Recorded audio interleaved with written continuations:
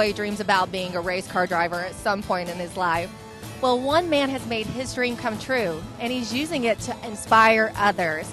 And oh yeah, did I mention he's also a sergeant with the Los Angeles Sheriff's Department?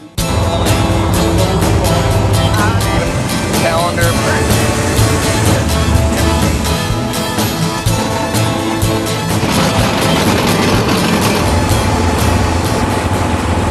Hi, I am here with Sergeant Bill Chafin with Team Sheriff Racing, the most recognized law enforcement racing team. Now, Sheriff, thank you for talking with us today. Can you tell me a little bit about what we're doing here at the NHRA Winter Nationals and your involvement in today's event? Well, this is the kickoff of the first national event for the season. It's one of the biggest events. Pomona started racing NHRA way back, and all the first events start here. Okay. So many years ago, I came up with the idea of racing, and this was actually my very first race. And that was actually in 1993? Correct. Wow. And this was the very first race I was able to compete in, and I've been in every one since 1994 competing. But the Winter Nationals is all the top dogs. Now, but the great thing about your racing team is that it's not your typical racing team. You do this as a nonprofit to help other people, right? Right. Many years ago, I saw an LAPD officer by the name of Tony Foti running a super gas car. And he said that he was taking the car out to schools and talking to kids about not street racing. I discussed it with him and said, I got kind of the same idea. I'm going to do it a little differently. I'm going to actually get a car that competes in super stock, and I'll do the same thing. So the program got a lot more involved, and after running it a few years, it was very difficult to fund it. The more races I went to, the more expensive it got. It seems like it would be very expensive to do this. I met with somebody who suggested I write up a nonprofit proposal to the IRS, which I did, and they granted me a nonprofit proposal, an ID number, and that was it. So I got a nonprofit status, I did an incorporation, and now everything's all under one umbrella. My idea was to go out to these illegal street races and talk to some of these people, say, come out to the track and watch me run my car. And we'll show you how to get involved in regular street racing, regular drag racing at a strip as opposed to illegal street racing. So have you actually been able to inspire some of these people to get involved in drag racing as opposed to street racing? Well, a lot of people wonder if I can do that. And I said, well, that's what happened to me. I was an illegal street racer. Oh, you were? And I got popped by San Gabriel, Temple City sheriffs many, many times. And then I finally had to promise not to do it anymore, otherwise I was going to lose my car. And then after I went to the track and learned to do it right at the track, this is a lot more fun. So I can actually go to the schools and tell the kids, I was there. You're a true testimonial. Absolutely. And I said, if you go out to the track and run your car out there, you'll find it runs better, it's a lot safer, and who knows where it'll go with that. I go, I have a second career. It's more rewarding than street racing. Very much. I mean, the thrill of street racing is a certain group of people. You'll never take that away from them. But they have also done racing out here as well. So it's kind of the best of both worlds for some of the racers, but illegal street racing is constant all the time, and it's never dangerous. Get away from it. Absolutely. It is very dangerous.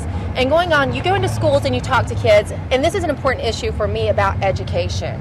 I'm a huge proponent for education, and I think it's great that you're going into schools and talking to kids. You're actually getting them to stay in school. Absolutely. And do more with their education through cars. I tell the kids I have 3 careers. I'm a deputy sheriff, I still do some acting, and I get paid to be a race car driver. How do I get to do that?